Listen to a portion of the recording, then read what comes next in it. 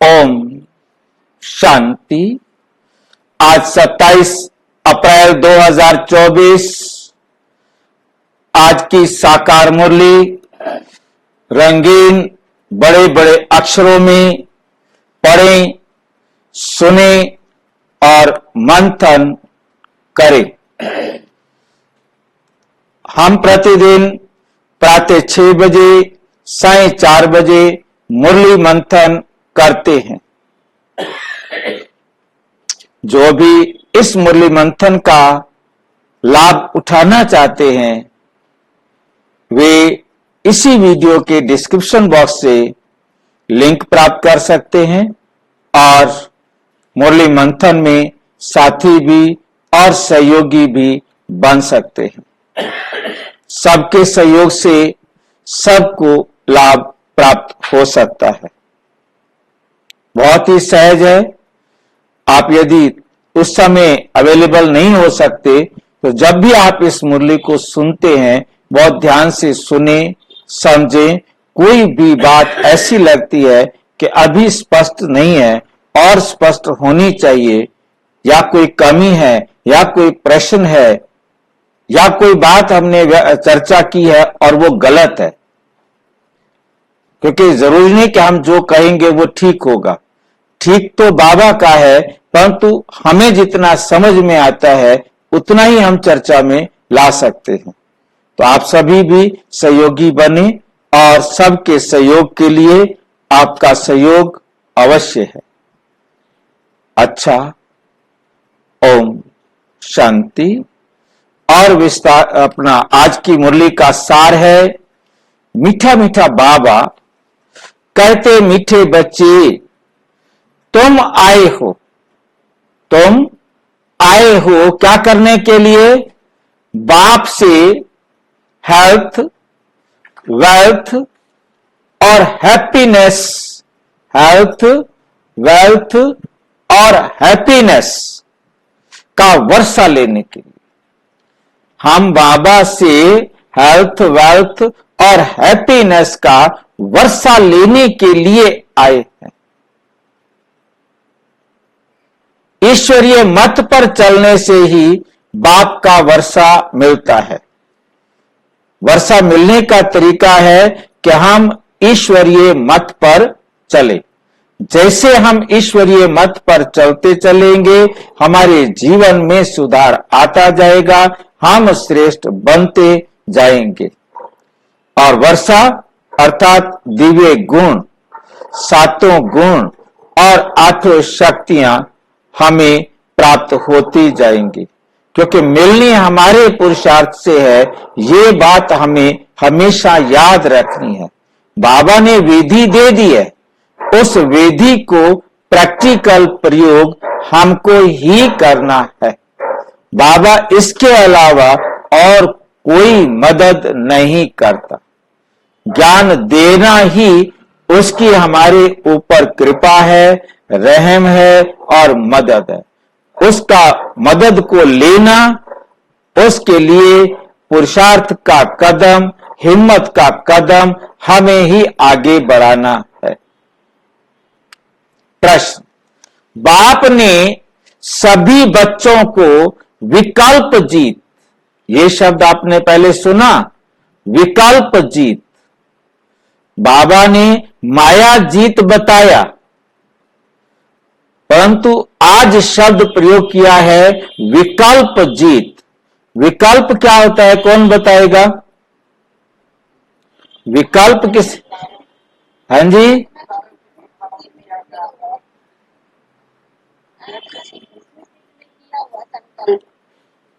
देह की आत्म विस्मृति में किया हुआ संकल्प। विस्मृति आते ही विकल्प हो गया। आत्म विस्मृति का मतलब है देह की स्मृति आ गई है। देह की स्मृति का मतलब है देह अभिमान में किया गया संकल्प।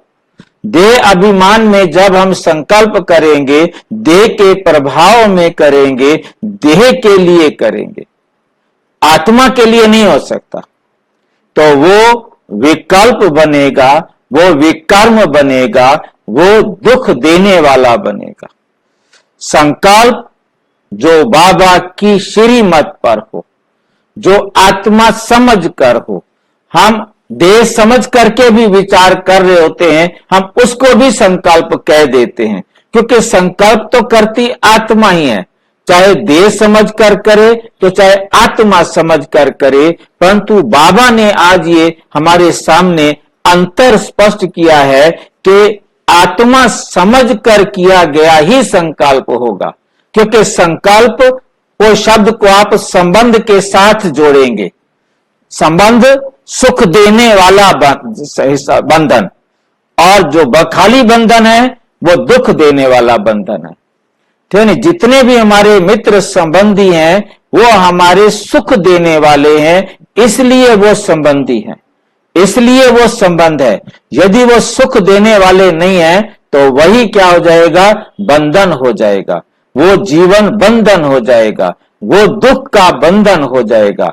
इसी प्रकार से संकल्प विकल्प हो जाएगा जब हम आत्म विस्मृति में आ जाते हैं। जबकि हमने समझ लिया कि आज सारी दुनिया इस बात को नहीं जानती, वो आत्म विस्मृति में भी जो संकल्प का विकल्प करेगी उसको भी वो संकल्प कहती है। विकल्प जीत बनने की युक्ति कौन सी है, कौन सा तरीका है, कौन सी विधि जो है बाबा ने हमें समझाई है कि हम कोई भी विकल्प हमारे पास ना आए। कब आते हैं विकल्प, जब हम अपने को देह समझते हैं। जैसे ही हमने अपने को आत्मा समझेंगे तो वो संकल्प बन जाएंगे।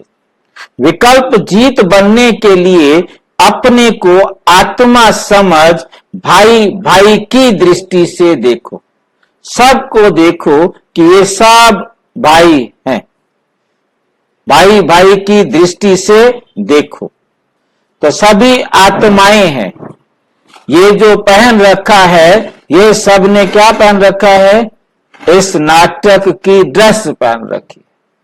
ये जो इतना मोटा पतला लंबा चौड़ा काला टेढ़ा मेढ़ा जो पहन रखा है ये क्या है, इसको ड्रेस मिली हुई है। आत्मा को इस संसार, हाँ जी कह सकते हैं, क्या कह सकते हैं, भाई की गाड़ी है, हाँ मेरे भाई की गाड़ी है। पर तो ये भी है ना कि ये जो है आत्माएं हम सारी एक्टर हैं दुनिया में, और ये सब हम आत्मा भाइयों को गाड़ी मिली हुई है या ड्रेस मिली हुई है जिसके द्वारा वो पार्ट बजा रहे हैं। तो हम ड्रेस की रक्षा करेंगे कि एक्टर की रक्षा करेंगे? प्यार हम अपना एक्टर से करेंगे या ड्रेस से करेंगे? बेशक कोई विलियन का पार्ट बजा रहा हो, दुख देने वाला भी पार्ट बजा रहा हो, परंतु वो दोनों एक्टिंग करते वक्त ये याद रखते हैं कि हम दोनों आपस में कोई दुश्मनी नहीं है। चाहे वो विलेन का रोल कर रहे हो, उस समय वो उसको चोट पहुंचाने वाला क्यों ना हो, परंतु यदि चोट लगे तो उससे उसको बचाएगा भी वही, क्योंकि वही सबसे पहले नजदीक है उसके, उसको चोट लगने नहीं देगा। मतलब ऐसे तरीके से वार करेगा। हाँ, एक्टिंग कर रहे हैं, उनको मालूम होता है कि हम सब क्या कर रहे हैं, एक्टिंग कर रहे हैं। जब उनको ये मालूम होता है एक्टिंग कर रहे हैं, यदि उसके धक्का देने से गिरने वाला हो तो उसको पकड़ भी लेगा, चाहे रोल दोबारा करने पड़ जाए, चाहे उसे रोल दोबारा करना पड़ जाए, परंतु उसे चोट नहीं लगने देगा, उसे गिरने नहीं देगा। उसके दिल में उसके प्रति क्या होता है, प्यार होता है, अपनापन होता है कि हम सारे एक्टर हैं, हम सारे आपस में एक्टिंग कर रहे हैं, बाकी हमारा आपस में कोई झगड़ा। और यही बात अब हमें नहीं है, हाँ जी, रियलिटी नहीं है ना, तो अब हमारे को भी बाबा यही समझा रहा है कि ये अब आप जो कर रहे हो ना ये भी एक्टिंग है। हाँ जी, गलत है, मतलब हम सारी आत्माएं एक्टिंग कर रहे हैं। हमने अब किसी भी आत्मा को जरा भी दुख नहीं देना है, हमने किसी भी आत्मा को जरा भी दुख नहीं देना है, क्योंकि हमारे से दुख ना पहुंचे ये अटेंशन हमने ही देना है। ये अटेंशन और कौन देगा? ये अटेंशन मुझे ही देना है। हम आत्मा, अपने को आत्मा समझ भाई भाई की दृष्टि से देखो, एक दूसरे को भाई की नजर से देखो। शरीर को देखने से विकल्प आते, जैसे ही शरीर देखा ये स्त्री है, ये पुरुष है, ये अपना है, ये पराया है, बस वहीं सब कुछ गड़बड़ हो जाता है, वहां विकल्प आते। इवन हम सेंटर्स पर बताया आपको कि क्या होता है कि जहां देखते हैं ना कि ये बहन ये तो भंडारी में 1 लाख रुपया डालती है और ये बहन 100 रुपए डालती है, बस वहीं पर नजर खराब हो जाती है, वहीं पर नजर खराब। यहाँ भी ऐसे करते हैं, सब जगह होता है भाई जी, सेक्टर में ऐसे करते हैं भाई जी। भाई सभी की बात कर रहा हूं, मतलब ये ऑटोमेटिक, क्योंकि इसीलिए बाबा कहते बच्चे हाथ में मत लो, क्योंकि हाथ में लेंगे, हाथ में मोटे भंडारी रखने वाले की तो वीआईपी सीट अलग ही है। हाँ मतलब होती है ना, मतलब वही बता रहा हूं ना, क्योंकि ये हमारे बाबा ने क्यों मना किया हाथ में लेने से, क्योंकि हाथ में लेने से आपका उसके प्रति रुझान होगा, तो इसलिए बाबा ने मना किया था कि हाथ में नहीं लो, ठीक है। बाकी अब ले रहे हैं, दे रहे हैं, वो हम आत्माओं का पार्ट है, परंतु नियम के विरुद्ध है, नहीं, क्योंकि बाबा कहते उनका तो कुछ नहीं होगा, देने वाले को तो कुछ नहीं होगा, जिसने लिया उसकी बुद्धि खराब होगी ना। तो हमें अपनी बुद्धि को बचाना है, हमने अपने आप को सेव करना है, इसलिए ब्रिकुटी में आत्मा भाई को देखो। इसलिए क्या देखो कि सब आत्माएं हैं, कोई अपना नहीं है, कोई गैर नहीं है, ये मेरी बहन है, ये मेरी क्या लगती है, वहीं पर दृष्टि खराब होती है। तो ये सारी बातें हमें बहुत अच्छी तरह से समझनी है। पावन बनना है तो पावन शर्त रख दिए, पावन बनना है तो ये दृष्टि पक्की रखो, ये बात अपने आप को बैठकर अच्छी तरह समझाओ, ये दृष्टि पक्की रखो, निरंतर पतित पावन बाप को याद करो, निरंतर पतित पावन बाप को याद करो। याद से ही कट निकलेगी, याद से ही कट निकलती जाएगी। मतलब जो अवगुण आ गए हैं, जो बुराइयां आ गई हैं, वो तुम्हारे दूर होते जाएंगे और विकल्पों पर विजय प्राप्त कर लेंगे। फिर आपको उल्टे सुलटे ख्यालात बुद्धि में नहीं आएंगे, आप विकल्पों पर विजय प्राप्त कर लेंगे। ओम शांति। शिव भगवानोवाच अपने शालिग्रामों प्रति, शालिग्राम किसे कहा जाता है? आत्माओं को। दुनिया में शालिग्राम कहा जाता है वो छोटे छोटे गोल पत्थर जो शिवलिंग के साथ रखे होते हैं। शिव भगवानोवाच है तो जरूर शरीर होगा, तब तो वाच होगा। ये क्यों कहा? शरीर होगा तब तो वाच होगा। शिव बाबा भी बिना शरीर के बात नहीं कर सकता। कोई भी आत्मा बिगर शरीर बात नहीं कर सकती। आत्मा को बात करने के लिए क्या चाहिए? शरीर चाहिए ही चाहिए। बोलने के लिए मुख जरूर चाहिए, तो सुनने के लिए क्या चाहिए? कान भी जरूर चाहिए। सबको सुनने के लिए कान भी जरूर चाहिए। आप किसके पास कान नहीं हो तो वो सुन नहीं सकेगा ना। आत्मा को कान मुख चाहिए। अभी तुम बच्चों को ईश्वरीय मत मिल रही है, जिसको राम की मत कहा जाता है। राम मत कहो, श्री मत कहो कहा जाता है। दूसरे फिर है रावण मत। अब राम मत के अलावा जितनी भी मत हैं वो सारी किसकी हैं? रावण की मत। बाकी सारी दुनिया रावण की मत पर है। और आप किस पर हो? श्री राम की या श्री मत पर या राम मत पर हो। ये राम कौन सा है? शिव बाबा। ये दशरथ का बेटा राम नहीं है। दशरथ के बेटे राम के बारे में तुलसीदास ने बड़ा अच्छी तरह से लिखा। एक राम दशरथ का बेटा, एक राम घट घट लेटा, एक राम सकल जग पसारा, एक राम जग से न्यारा। 4 राम वर्णन किए हैं तुलसीदास ने। तुलसीदास ने परमात्मा राम को निराकार भी बताया और राम को साकार भी बताया, और दोनों प्रकार के राम का वर्णन किया है और खूब अच्छी तरह वर्णन किया है।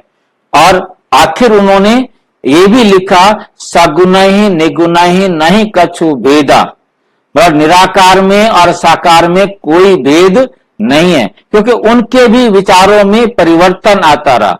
क्योंकि तुलसीदास हमारा एक पूरा सब्जेक्ट था जिसको हमने एमए में पढ़ना था, तो मतलब उसके अंदर भी बड़ी वंडरफुल बात थी कि उनकी जो मास्टर पत्रिका, मास्टर जो किताब है वो है विनय पत्रिका।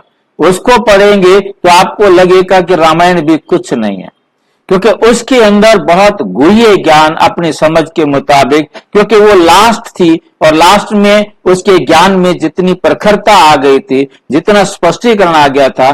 परमात्मा का ज्ञान तो वंडरफुल है, परंतु उस समय हम यही समझते थे कि विनय पत्रिका एक मास्टरपीस है तुलसीदास का, तो उसकी तरफ कोई ध्यान नहीं देता, उसको कोई नहीं पढ़ता। बस ये कहानी सबके दिमाग में बैठी हुई है, उसी को सब सुनते और सुनाते रहते हैं।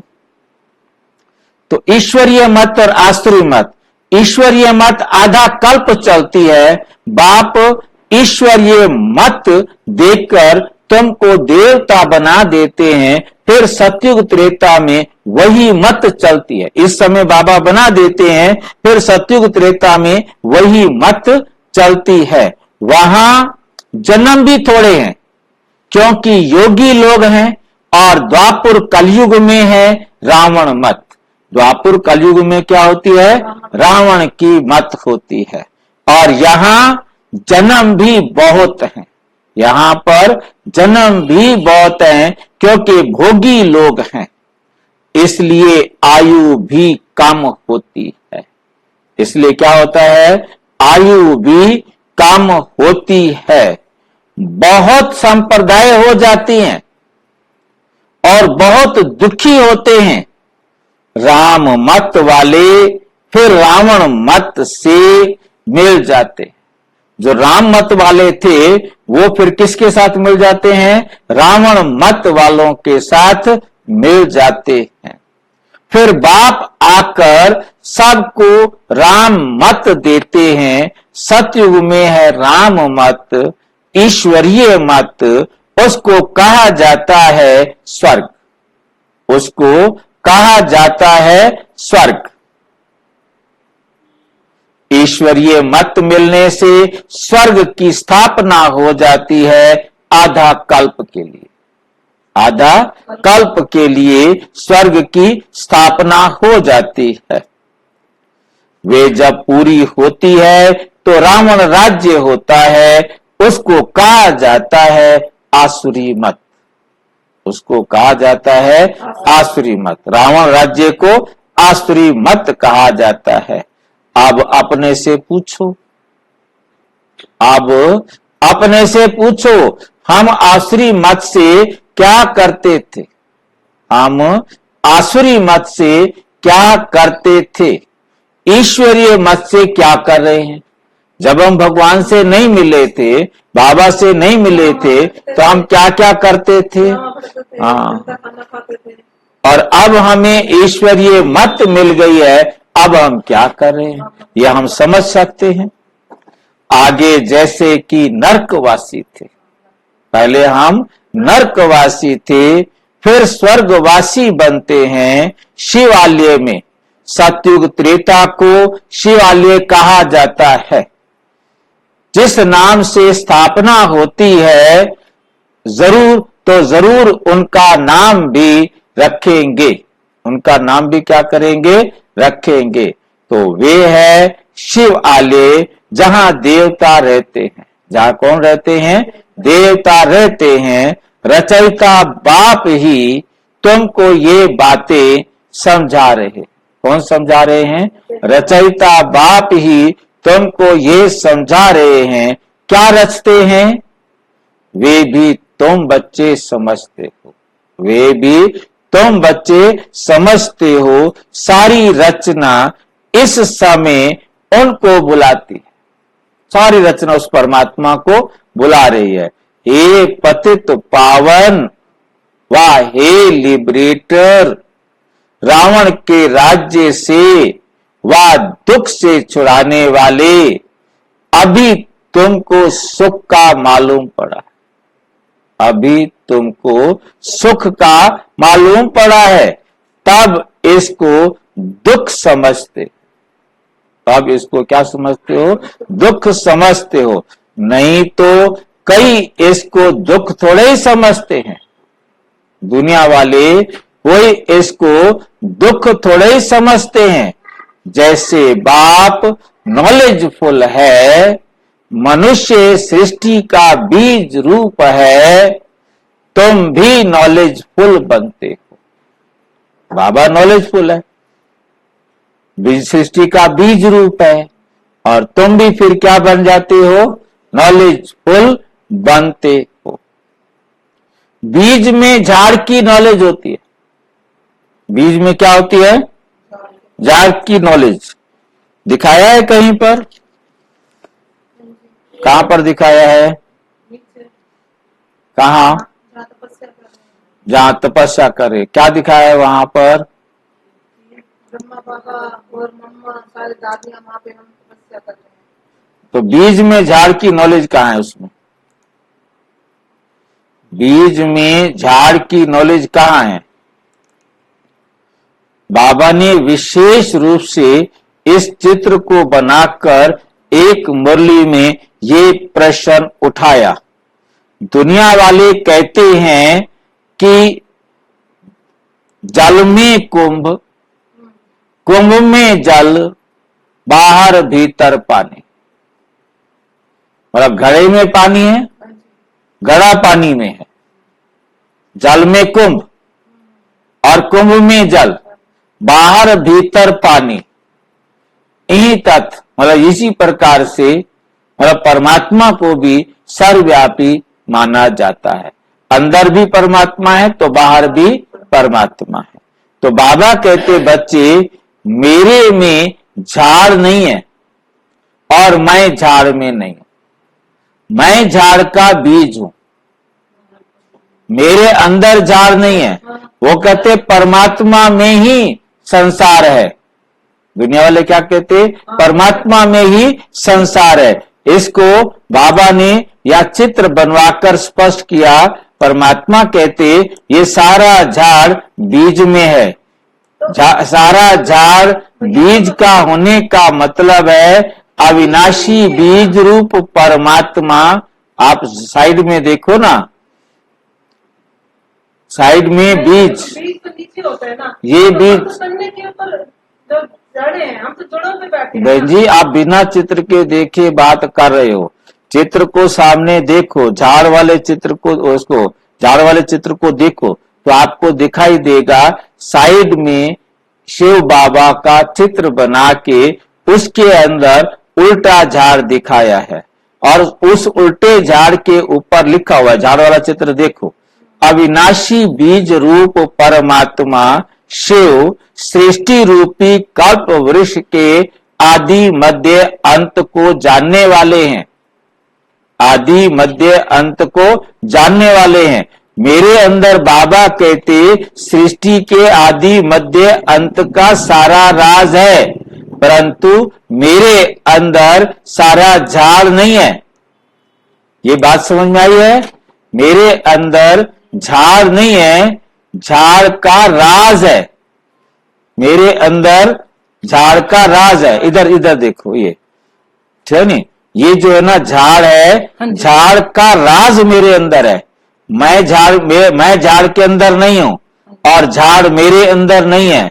ये समझना है मेरे अंदर सारे झाड़ के आदि मध्य अंत का राज है। समझे ना बात को? तो ये मत समझ लेना, ये बहुत बड़ी गलत फहमी हो गई दुनिया के अंदर, क्योंकि यही चित्र भक्ति मार्ग वाले देखेंगे और भक्ति मार्ग वाले कहेंगे कि झाड़ में शिव और शिव में झाड़, मीन्स परमात्मा में सारा संसार है, सारे संसार में परमात्मा है। तो ये अंतर करने के लिए बाबा ने ये मुरली एक पूरी स्पेशल इसी बात को स्पष्ट करने के लिए चलाई थी। आपको समझ में आ गया होगा क्या? सृष्टि का बीज रूप है, उस बीज रूप में सारा ज्ञान है, परंतु सारा झाड़ मेरे अंदर नहीं। ये लाइन बहुत अच्छी तरह से याद रखनी है। बीज में झाड़ की नॉलेज होती है ना, परंतु वे है जड़। जो दुनिया वाला बीज होता है वो जड़ होता है। अगर दुनिया वाला बीज भी, चाहे आम का बीज हो, नीम का बीज हो, सरसों का बीज हो, कोई भी बीज हो, वो एक बीज पूरा पेड़ तैयार कर सकता है, परंतु वो जड़ होने के कारण बता नहीं सकता कि कैसे ये झाड़ बना। शिव बाबा कहते, मैं चैतन्य होने के कारण मैं सारे झाड़ का राज बता सकता हूं, समझा सकता हूं। अगर चैतन्य होता तो बता देता। तुम चैतन्य झाड़ के हो, इसलिए झाड़ को भी जानते हो, बाप को भी जानते हो। मनुष्य सृष्टि का बीज रूप, सत्य चित्त आनंद स्वरूप इस झाड़ की उत्पत्ति और पालना कैसे होती है, इस झाड़ की उत्पत्ति और पालना कैसे होती है, ये बाबा जानते हैं और कोई नहीं जानता। ये और कोई नहीं जानता। ऐसे नहीं नया झाड़ उत्पन्न होता है, ऐसा भी नहीं होता क्योंकि बाबा आए और आकर के नया झाड़ बनाए, नया संसार बनाए, ऐसा भी नहीं करते। तो फिर क्या करते हैं? नया संसार नहीं बनाते तो फिर क्या करते हैं? सिर्फ ज्ञान देते हैं। और क्या करते हैं? पुराने झाड़ से कलम लगाते हैं। हाँ, पुराने झाड़ से कलम लगाते हैं।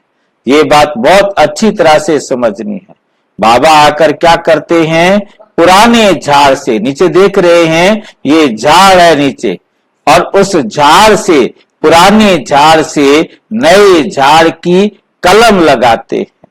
याद रखना है, नीचे इसलिए झाड़ दिखाया है थोड़ा सा, ताकि पता लग जाए कि झाड़ से नए झाड़ की कलम लगती है। तो बाबा आकर, पुराने झाड़ से जैसे नया कलम लगता है, तो उसका मतलब क्या हुआ? उसका मतलब ये हुआ, जैसे आपने देखा होगा कि नया पौधा तैयार करना है तो उसके लिए दो तरीके होते हैं, या तो हम उसकी कलम लगाएं और या फिर हम बीज बोएं। नहीं, आम का हम बीज भी बो करके आम का पेड़ तैयार कर सकते हैं, आम की कलम भी लगा सकते हैं, उसको कलमी आम बोलते हैं जी। रोज का प्लांट लगाते हैं तो कलम से ही तो लगाते हैं। हाँ, कलम लगाते से बहुत सारे पौधों के लगती है कलम, ठीक नहीं? मेरा हमारा समझना है इस बात को। हाँ जी, ये नीचे वाला जो झाड़ है ना, हाँ जी, नीचे वाला झाड़ है तो गए कल का संगम है। हाँ, संगम में जैसा कलम लग रहा है ना, हाँ, ऐसा वो संगम में कलम लगा था, उसका यादगार। हाँ, मतलब हर एक चीज का कलम लगता है ना। पेड़ एक होती है दाब कलम, एक होती है काट कर लगने वाली कलम। एक तो कलम की तरह टहनी को काटा, पेंसिल जितनी मोटी कलम ली और उस टहनी ली, उसको कलम की तरह टेढ़ा काटा और जमीन में गाड़ दिया, लग जाता है। और बाकी कुछ कलम ऐसे भी लगती है जिसको कहते हैं दाब कलम। दाब कलम समझते हैं? दाब कलम में क्या होता है कि उसकी एक टहनी को पकड़ लिया जाता है और उस टहनी के ऊपर क्या करते हैं, एक टहनी ली और उस टहनी को किनारे से बीच में जो ना कहीं भी देख लेते हैं, वहां गोबर और खाद वगैरह डाल करके बांध देते हैं और पानी देते रहते हैं। वहां पर जड़ें निकल जाती हैं। जब जड़ें निकल जाती हैं तो पीछे से काट दिया जाता है। ठीक इसी प्रकार से हमारे बाबा भी हमारी कौन सी कलम लगाते हैं? दाब कलम लगाते हैं। बैठ करके नए पेड़ की रचना का जो तैयारी है वो करते हैं। जब उसकी जड़ें मजबूत हो जाती हैं, स्थापना, विनाश और पालना का कार्य पूरा हो जाता है, मीन्स जड़ें अपना सहारा ले लेती हैं, इतने बच्चे तैयार हो जाते हैं जो अगले कल्प में चल सकेंगे, संभाल सकेंगे, तो फिर पिछले सारे झाड़ को क्या कर दिया जाता है? काट दिया जाता है, जला दिया जाता है, उसे लास्ट में आग लगा दी जाती है। जब आग लग जाती है तो फिर वही झाड़ जो तैयार किया था इससे, वो फिर आगे फिर से चलता है। तो मैं समझ में आ गया होगा, ये होती है दाब कलम। तो बाबा आकर लगाते हैं दाब कलम।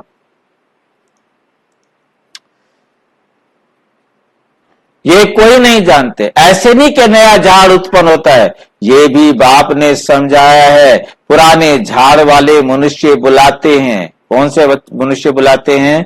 कौन सी आत्माएं बुलाती हैं? पुराने झाड़ वाले मनुष्य बुलाते हैं कि आकर रावण से लिबरेट करो, क्योंकि इस समय रावण राज्य है। क्योंकि इस समय रावण राज्य है। मनुष्य तो ना रचयिता को ना रचना को जानते। मनुष्य ना तो रचना को जानते हैं और ना रचयिता को जानते हैं। खुद बाप बतला रहे हैं, मैं एक ही बार हेवन बनाता हूं। मैं एक ही बार आकर क्या बनाता हूं? हेवन बनाता हूं। हेवन के बाद फिर हेल अपने आप बन जाता है। हेल बनाने की मेहनत नहीं करनी पड़ती, हेवन बनाने की मेहनत करनी पड़ती है, हेल अपने आप ही बन जाता है। रावण के आने से फिर वाम मार्ग में चले जाते हैं। जब रावण आ जाता है तो फिर सब किस में चले जाते हैं? वाम मार्ग में, उल्टे रास्ते पर चले जाते हैं। सतयुग में हेल्थ, वेल्थ, हैप्पीनेस सब है। सतयुग में क्या होता है? हेल्थ, वेल्थ और हैप्पीनेस सब होता है। तुम यहां आए हो बाप से वर्षा लेने के लिए, हेल्थ, वेल्थ, हैप्पीनेस का, क्योंकि स्वर्ग में कभी दुख होता नहीं। स्वर्ग में कभी दुख होता नहीं। तुम्हारी दिल में है कि हम कल्प कल्प पुरुषोत्तम संगम युग में पुरुषार्थ करते।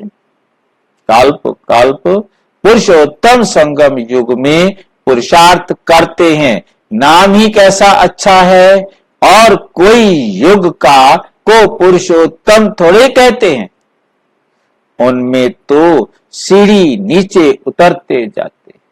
उनमें क्या करते हैं? सीढ़ी नीचे उतरते जाते हैं। बाप को बुलाते भी हैं, समर्पण भी करते हैं, समर्पण भी करते हैं। लेकिन ये मालूम नहीं, क्या मालूम नहीं रहता कि बाप कब आएगा, बाप कब आएगा। पुकारते तो हैं, ओ गॉड फादर लिबरेट करो, गाइड बनो। लिबरेटर बनेंगे तो जरूर आना पड़े, जरूर आना पड़े, फिर गाइड बन ले जाना पड़े। बाप बच्चों को बहुत दिनों के बाद देखते हैं तो बड़ा खुश होते हैं। वे है हद का बाप और ये है बेहद का बाप। बाबा क्रिएटर है, रच करके फिर उनकी पालना भी करते, रच करके फिर उनकी पालना भी करते हैं। पुनर्जन्म तो लेना पड़ता है, पुनर्जन्म तो लेना पड़ता है। किसको 10, किसको 12 बच्चे होते हैं, परंतु वे सब हैं हद के सुख। वो क्या है? हद के सुख। और हद के सुख को क्या कहा जाता है? काग विष्ठा समान है। हद के सुख जो हैं वो कैसे हैं? काग विष्ठा के समान है, व्यर्थ है। तमो प्रधान बन जाते हैं। तमो प्रधान में सुख बहुत थोड़ा। तमो प्रधान में सुख बहुत थोड़ा है। तुम सतो प्रधान बनते हो तो बहुत सुख होता है, बहुत सुख होता है। सतो प्रधान बनने की युक्ति बाप आकर बताते हैं। बाप को ऑल माइटी अथॉरिटी कहा जाता है। बाप को क्या कहा जाता है? ऑल माइटी अथॉरिटी, सर्वशक्तिवान। मनुष्य समझते हैं गॉड ऑल माइटी अथॉरिटी है तो जो चाहे सो कर सकते हैं, मरे को भी जिंदा कर सकते हैं। अथॉरिटी तो है ही। परंतु बाबा कहते ये ताकत मेरे पास। एक बार कोई ने लिखा, अगर आप भगवान हैं तो मक्खी को जिंदा करके दिखाओ, मान जाएंगे कि तुम भगवान। ऐसे ढेर प्रश्न पूछते, ऐसे ढेर प्रश्न पूछते हैं। तुमको बाप ताकत देते हैं जिससे तुम रावण पर जीत पाते। बाबा कौन सी ताकत देते हैं? जिससे हम रावण पर जीत पाते हैं। बंदर से मंदिर लायक बनते हो। उन्होंने फिर क्या किया? क्या क्या बना दिया है। वास्तव में तुम सब सीताएं, हम क्या बन गए अब? सीताएं। तुम सब सीताएं भक्तियां हो। भक्तियां माना भक्ति करने वाले भगत। भक्तियां माना भक्ति करने वाले भगत। तुम सबको रावण से छुड़ाया है। रावण द्वारा तुमको कभी भी सुख नहीं मिल सकता। रावण द्वारा तुमको कभी भी सुख नहीं मिल सकता। इस समय सब रावण की जेल में है। सब कहां है? रावण की जेल में है। राम की जेल में है, या जेल में नहीं है? राम की जेल में नहीं है। राम आते हैं रावण की जेल से छुड़ाने। राम आते हैं हमें रावण की जेल से छुड़ाने के लिए। वो दरवाजा बंद कर देना, गर्मी आ रही होगी। तब रावण 10 सिर वाला बनाते हैं। रावण क्या करते हैं? हमें 10 सिर वाला बनाते हैं। उनको 20 भुजाएं दिखाई हैं। उनको 20 भुजाएं दिखाई हैं। बाप ने समझाया है। रावण को 10 सिर दिखाए हैं, वैसे तो 2 हाथ दिखाते हैं। विकार है क्या? 10 सिर विकार है क्या? हाँ, 10 सिर विकार हैं। रावण का चित्र आपने नहीं देखा क्या? देखे हैं। रावण का चित्र देखा है? मैं दिखाता हूं। आपने रावण का चित्र ढंग से नहीं देखा होगा। ये देखो, ये हमने रावण का चित्र बना के रखा है आपके लिए स्पेशल, है नहीं? ये हमने बहुत बड़ा रावण का चित्र बनाया था, पूरा 20-30 फुट ऊंचा, 30 फुट मेरे ख्याल 40 फुट ऊंचा है। हाँ, तो उसको मैं छोटा करके आपको दिखा रहा हूं। तो ये रावण का सिर है। देखो, रावण के 10 सिर देख रहे हैं। इसमें 5 सिर है पुरुष के और 5 सिर है स्त्री के। दिखाई देने में आ रहे हैं? इसमें 5 सिर पुरुष के हैं और 5 सिर स्त्री के हैं। दिख रहे हैं कि नहीं दिख रहे भाई? दिख रहे हैं भाई जी, है ना? दिख रहे हैं। और उसके ऊपर एक 11वां सिर भी लगा हुआ है, गधे का, है नहीं? दुनिया वाले उसको 10 सिर वाला कहते हैं, परंतु इसके 11 सिर लगाए जाते हैं। 5 सिर नारी के का मतलब है 5 विकार नारी में और 5 विकार पुरुष में। इसलिए बाबा ने नीचे भी चित्र में बनवाया था, दोनों तरफ, एक तरफ रावण के खड़ी है नारी और एक तरफ खड़ा है नर। 5 विकार नर में और 5 विकार नारी में। दिखाई दे रहा है आपको? गायत्री शाम को रावण को क्या रखेंगे? अब ये पहले ये देख लिया ना, और उसके बाद आज बाबा ने कहा रावण को है 20 हाथ। आप शुक्र करो कि यहाँ पर 4 हाथ हैं, नहीं तो बाबा आज की मुरली के हिसाब से 20 हाथ लगवा देता। ठीक है कि नहीं?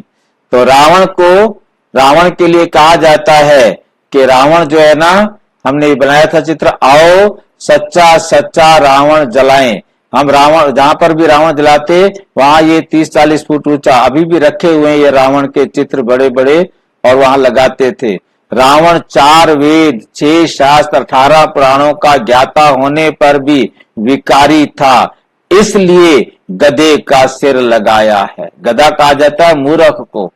जो 4 वेद, 6 शास्त्र, 18 पुराणों का ज्ञाता होने पर भी विकारी था, फिर भी उसके अंदर काम, क्रोध, लोभ, मोह, अहंकार था, तो ये पढ़ा लिखा क्या हुआ? गधा हुआ ना। इसलिए उसे गधे का सिर लगाया जाता है। रावण के 10 सिर प्रतीक है, 5 सिर विकारी नर के, 5 सिर विकारी नारी के। और ये 10 बुराइयों को भी रावण कहा जाता है, काम, क्रोध, लोभ, मोह, अहंकार, भय, ईर्ष्या, शंका, निराशा और चिड़चिड़ापन। इसलिए रावण का पुतला जलाकर अपना गुस्सा दिखाते हो। आओ एक एक विकार व बुराई को जलाएं। ठीक है क्या नहीं? तो इस प्रकार से दुनिया बुराइयों की आग में जल रही है। वास्तव में ये रावण की दुनिया किसमें जल रही है? बुराइयों की आग में जल रही है। समझ गए होंगे बात को? बाकी कोई ये आग नहीं लगी हुई, वो आग तो फाइनल होगी, परंतु असली आग तो ये है जिसको बाय कुरान में लिखा गया दोज़ख की आग में नहीं जलना है। यह अपने मुसलमानों को समझाना है।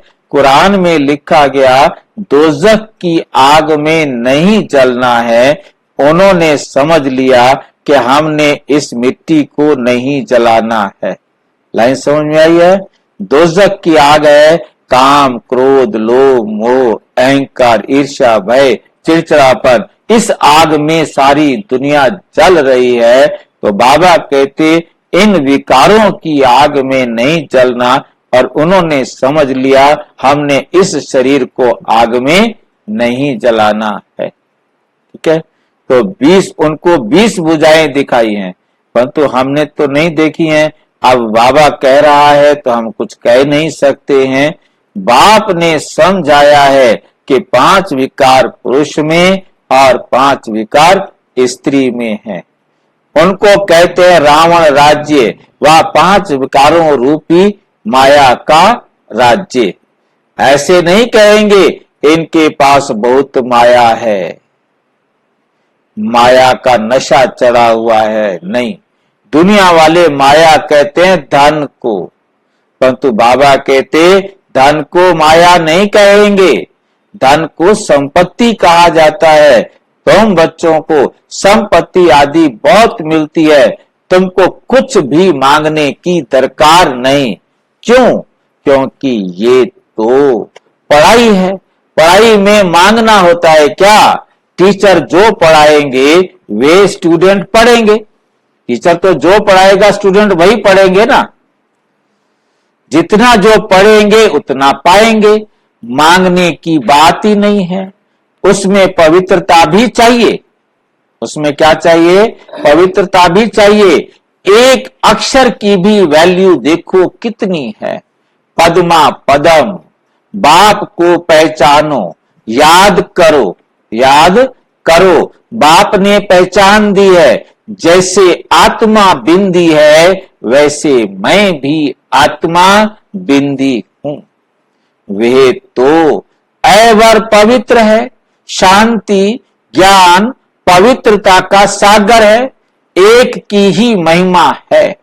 सबका पोजीशन अपना अपना होता है। नाटक भी बनाया है, कण कण में भगवान। नाटक क्या बनाया है? कण कण में भगवान। जिन्होंने नाटक देखा होगा वे जानते, जिन्होंने ये नाटक देखा होगा कण कण में भगवान, वे जानते होंगे। जो महावीर बच्चे हैं उनको तो बाबा कहते हैं। बाबा क्या कहते हैं? तुम भल कहां भी जाओ, सिर्फ साक्षी होकर देखो। कैसे देखो? साक्षी होकर देखो। ठीक है, जहां भी जाओ साक्षी होकर देखना चाहिए। यहां पर मुझे एक बात याद आ रही है कि एक बहन को बाबा ने मना किया। उसने पूछा, बाबा फिल्म देखने जाएं? बाबा ने कहा नहीं, बाबा के बच्चों को फिल्म देखने नहीं जाना है। तो एक बहन ने आके कहा बाबा से, बाबा मेरे को उन्होंने बहुत मजबूर किया, फिल्म देखने चल, फिल्म देखने चल। मैं नहीं गई। हाँ, तो बाबा कहते तू फेल। हाँ, वो कहती आके बाबा को कि बाबा मैं फिल्म देखने नहीं गई, उन्होंने मुझे बहुत मजबूर किया, मैं नहीं गई फिल्म देखने। बाबा ने कहा तू फेल। क्यों फेल कर दिया उसको बाबा ने? क्यों फेल कर दिया उसको बाबा ने?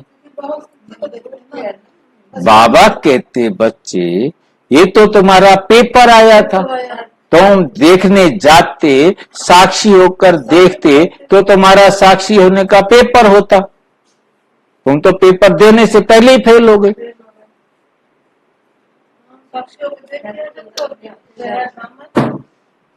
तो साक्षी होकर जो नहीं देख सकता था उसको बाबा ने मना किया, जो साक्षी होकर देख सकता था उसको कहा कि ये तुम्हारा पेपर। अभी तुम बच्चे राम राज्य स्थापन कर रहे हो, अभी तुम बच्चे राम राज्य स्थापन कर रहे हो, यानी रावण राज्य खलास हो जाता है। रावण का राज्य क्या हो जाएगा? खलास हो जाएगा।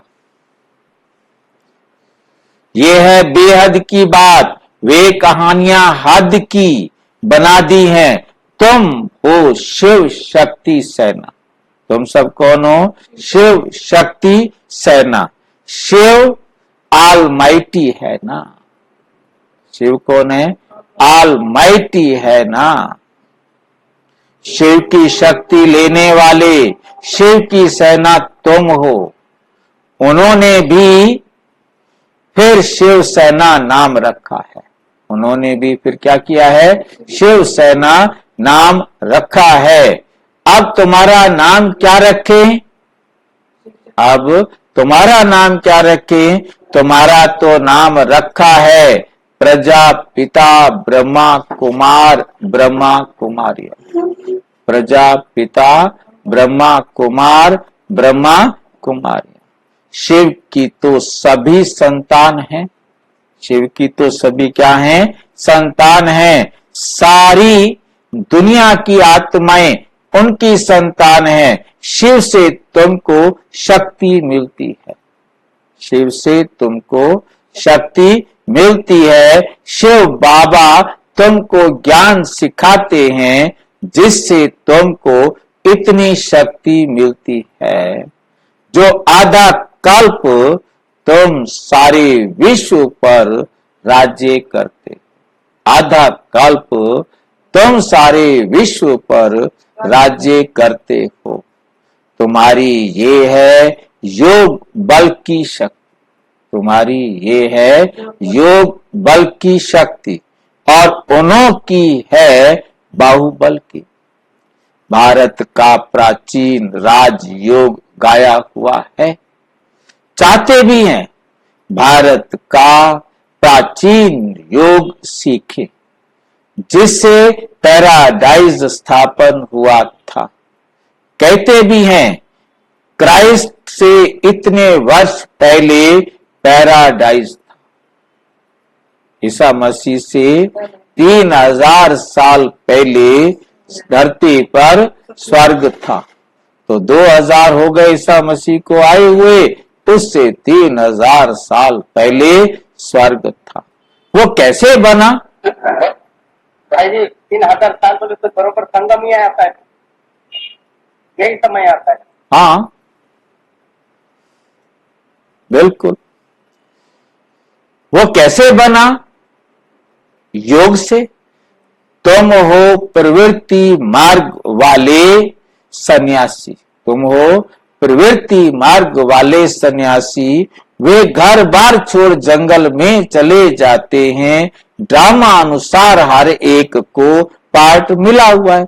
इतनी छोटी सी बिंदी, कितनी छोटी सी बिंदी, जैसे हम इन आंखों से देख नहीं सकते, सिर्फ बुद्धि से समझ सकते हैं, ज्ञान के तीसरे नेत्र से अनुभव कर सकते हैं। बाकी कितनी छोटी बिंदी, और उसमें कितना पार्ट भरा हुआ है? 5000 साल प्लस माइनस 0 नैनो सेकेंड। ये प्लस माइनस 0 नैनो सेकेंड मैंने लगाया है। क्यों लगाया है? कि 1 नैनो सेकेंड भी कम ज्यादा नहीं हो सकता। पूरा 5000 साल का 1 सेकेंड का 1000वां हिस्सा भी कम या ज्यादा नहीं हो सकता। इसको कुदरत ही। भाई जी, हाँ जी बोलो। भाई जी, आत्मा को हम इन आंखों से नहीं देख सकते हैं। किसको नहीं देख देख? तो हम आत्मा को अभी आंखों से नहीं देख सकते, ठीक है। नहीं देखते। हाँ जी, ज्ञान की तीसरी आंख से लेकिन समझ सकते हैं। देख तो हम ज्ञान के अनुसार नहीं देख सकते। हाँ, मैं ज्ञान के साथ भी ज्ञान के समझ तीसरे, सकते हैं। हाँ समझ सकते हैं, अनुभव कर सकते हैं, महसूस कर सकते हैं। क्योंकि आत्मा है तो ये शरीर चल रहा है, आंखें देख रही हैं, हमको को बोल रहा है। जैसे आत्मा शरीर से निकलेगी, ये शरीर वहीं के वहीं रुक जाएगा, वहीं का वहीं रुक जाएगा। अभी तुम उनसे शक्ति लेते हो, ये भी ड्रामा बना हुआ है। ऐसे नहीं कि हजारों सूर्यों से तेजोमय है। दुनिया वाली गीता में लिखा हुआ, क्या लिखा हुआ है? अर्जुन कहता है बस करो, मैं नहीं देख सकता, इतना तेजोमय रूप तुम्हारा मैं नहीं देख सकता। ऐसे नहीं कि हजारों सूर्यों से तेजोमय है, और इतना तेज है कि हजारों सूर्य भी उसके आगे कुछ नहीं है। अब तो एक सूरज की तरफ हम नहीं देख सकते, हजारों सूर्य जो जाए कौन देख सकता है उसको? अब भगवान ऐसा हो तो क्या समझ सकते हैं कि भगवान को? पता नहीं, लिखने वालों को जो मर्जी आए लिख देते हैं। वे तो जो जिसका भाव बैठता है तो उस भाव से देखते हैं, आंखें लाल लाल हो जाती हैं। बस करो, हम नहीं सहन कर सकते। बाप कहते हैं ये सब वे सब भक्ति मार्ग के संस्कार हैं। ये तो ज्ञान है, इसमें पढ़ना है। बाप टीचर भी है, पढ़ा रहे हैं, हमको कहते हैं तुमको क्या करना है? तमो प्रधान से सतो प्रधान बनना है। बाबा ने समझाया है, hear no evil, see no evil, do no evil, talk no evil, think no evil. मनुष्यों को पता नहीं कि ये किसने कहा। पहले बंदर का चित्र बनाते थे, अभी मनुष्यों के बनाते हैं। बाबा ने भी नलनी बच्ची का बनाया था। नलनी बच्ची अभी जीवित है, यानी उनका जो है बॉम्बे में रहती हैं, और उनका छोटी बच्ची थी तो उनको बाबा ने बुरा मत देखो, बुरा मत बोलो, बुरा मत सुनो, बुरा मत करो, बुरा मत सोचो। ये चित्र जो है ना नलनी बेटी के बनवाए थे। भक्ति का राज्य है ना, मनुष्यों को भक्ति का नशा कितना है। भक्ति का राज्य है ना, अभी होता है ज्ञान का राज्य, फर्क हो जाता है। बच्चे जानते हैं बरोबर ज्ञान से बहुत सुख होता है, फिर भक्ति से सीढ़ी नीचे उतरते हैं। हम पहले सतयुग में जाते हैं, फिर जू मिसल नीचे उतरते हैं। 1250 वर्ष में 2 कला कम होती हैं। चंद्रमा का मिसाल है, चंद्रमा को ग्रहण लगता है, कलाएं कम होने लगती हैं, फिर धीरे धीरे कलाएं बढ़ती हैं, तो 16 कला होता है। क्या होता है? 16 कला होता है। वे है अल्पकाल की बात, ये तो है बेहद की बात। इस समय सभी पर राहु का ग्रहण है, ऊंचते ऊंच है बृहस्पति की दशा, नीचे में नीची है राहु की दशा, एकदम दिवाला निकाल देते हैं। बृहस्पति की दशा से हम चढ़ते हैं, वे बेहद के बाप को जानते नहीं है। अब राहु की दशा तो सब पर बरोबर है, ये तुम जानते हो और कोई नहीं जानते। राहु की दशा ही इनसॉल्वेंट बनाती है। राहु की दशा ही क्या बनाती है? इनसॉल्वेंट बनाती है। बृहस्पति की दशा से सॉल्वेंट बनते हैं। जब बृहस्पति की दशा बैठती है तो क्या बन जाते हैं? विघ्न विनाशक। और राहु की दशा से क्या बन जाते हैं? दिवाला ही निकल जाता है। भारत कितना सॉल्वेंट था, एक ही भारत था। सतयुग में राम राज्य पवित्र राज्य होता है, जिसकी महिमा होती है। अब पवित्र राज्य वाले गाते हैं, मैं निर्गुण हारे में कोई गुण नहीं, आप पे ही तरस करो। ऐसी संस्थाएं भी बनाई हैं जिनका नाम है निर्गुण संस्था। अरे बाबा क्या कहते हैं? अरे ये तो सारी दुनिया निर्गुण संस्था है, एक की बात थोड़ी है। हाँ जी, ये निर्गुण संस्था करती क्या है? ऐसा वो अपने आप को हमारे में कोई गुण नहीं है, बोला अहंकार ना आए। वो अपने आप को अहंकार रित करने के लिए हमारे में कोई गुण ना आए, ये गुण भगवान के हैं। पर जैसे दुनिया में और पंथ मत बने हुए हैं, ऐसे ही वे भी एक पंथ बना हुआ है। वो अपना अपने रीति से परमात्मा को याद करते रहते हैं। दुनिया भर की रीतियां अलग अलग हैं। करना तो भगवान को याद है, परंतु जानते तो नहीं है भगवान क्या है, निर्गुण का मतलब क्या है, ये भी मतलब नहीं जानते। हर एक अपनी मर्जी से अपना मतलब निकाल लेता है। एक की बात थोड़ी है।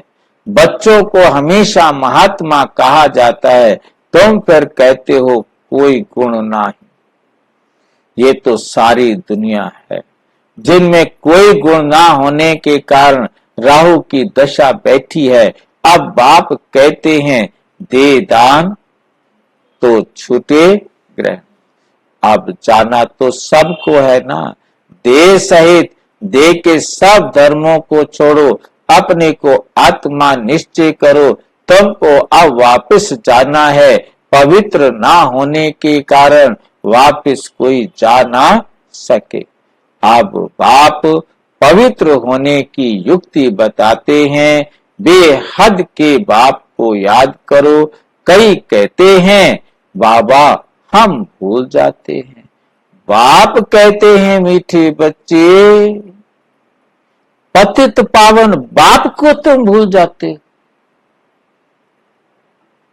तो तुम पावन कैसे बनोगे? विचार करो कि ये क्या कहते हो, सोचो तो सही। जानवर भी ऐसे नहीं कहेंगे, जानवर भी ऐसे नहीं कहेंगे कि हम बाप को भूल जाते। इसका मतलब हमें क्या कह रहे हैं जो कहते हैं बाबा हम भूल जाते हैं? तुम जानवर से भी बदतर हो। जानवर भी अपने बाप को नहीं भूलते, तुम कैसे बच्चे हो जो तुम अपने बाप को भूल जाते हो? तुम क्या कहते हो? मैं तुम्हारा बेहद का बाप हूं, संपूर्ण बाप हूं तुम्हारा। तुम आए हो बेहद का वर्षा लेने, निराकार बाप साकार में आए तब तो पढ़ाए। अभी बाप ने इसमें प्रवेश किया है।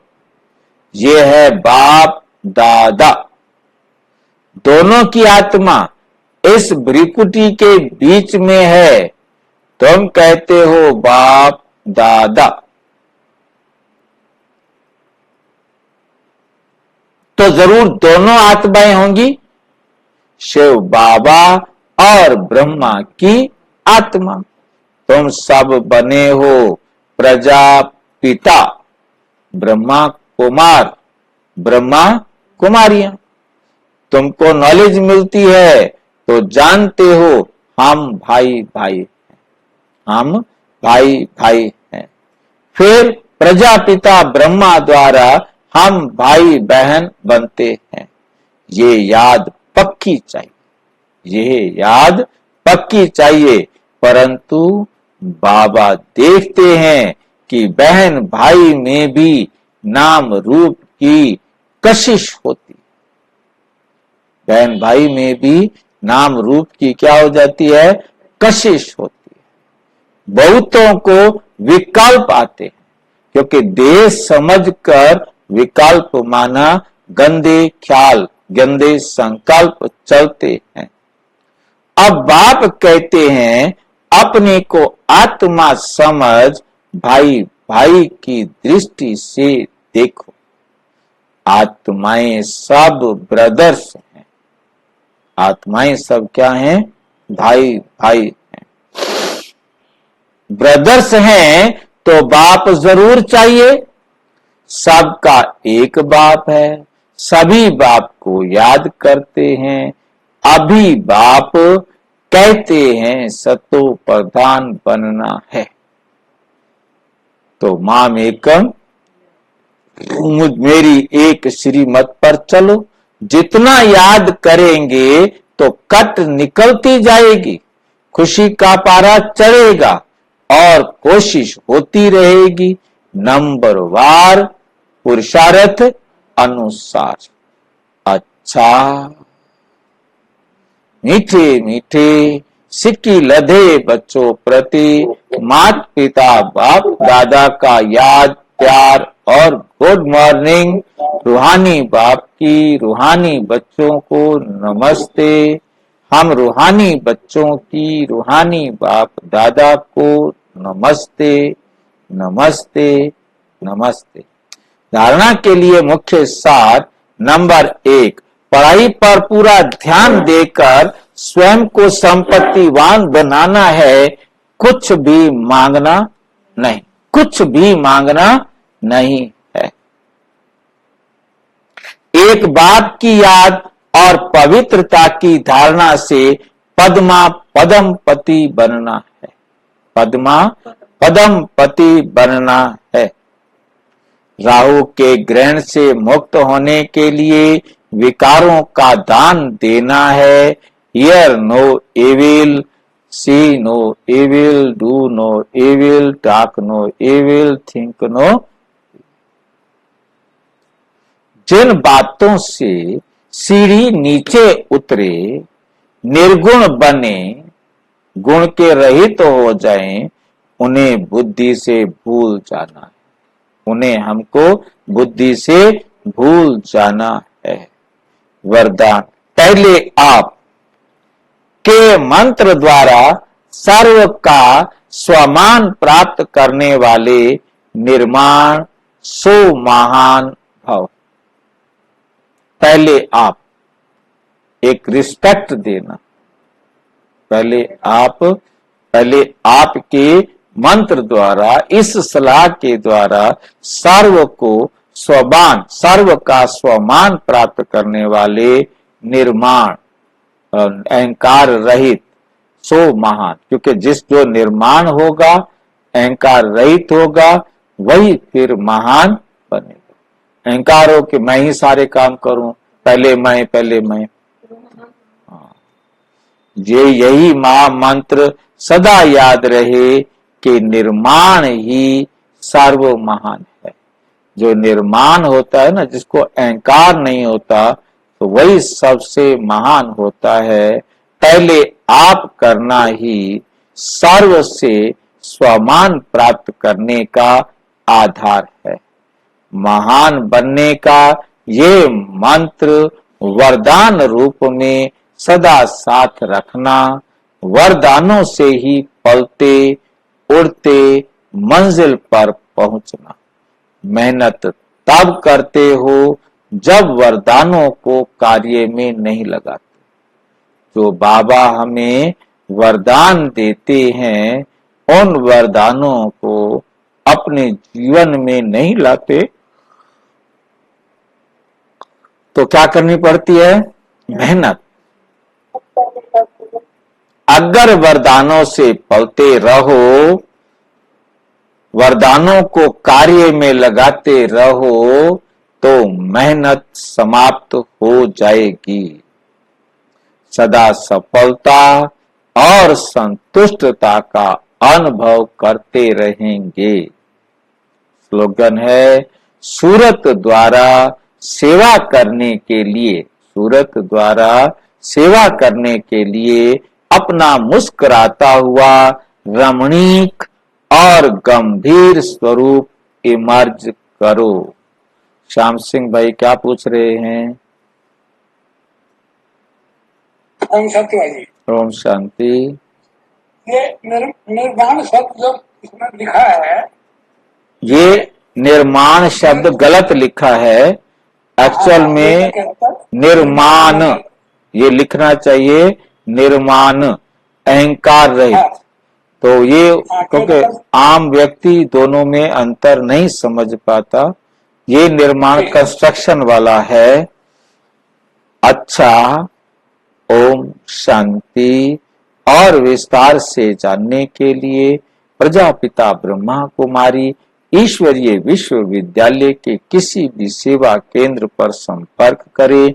और यदि कोई प्रश्न है तो 9213106986 पर केवल टेलीग्राम करें। 9650692270 पर केवल व्हाट्सएप करें, फोन नहीं। ओम शांति।